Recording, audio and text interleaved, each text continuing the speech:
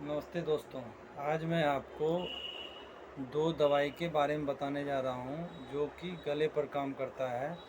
आपको खांसी हो, गला में खराश हो, गले में दर्द हो, गले में सूजन हो, सर्दी जुकाम रहता हो, उसमें ये दोनों दवाई आपको बहुत लाजवाब काम करेगा।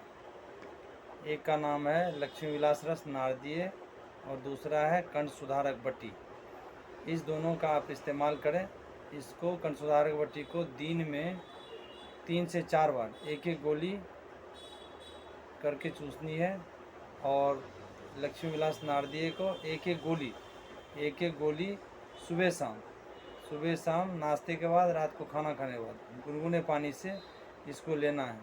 इस दोनों को लेने से आपका गले का खराश, गले में सूजन, खांसी रहता हो उसमें भी लाभ मिलेगा, सर्दी जुकाम हो, नाक बहता हो उसमें भी काम करेगा ये। धन्यवाद।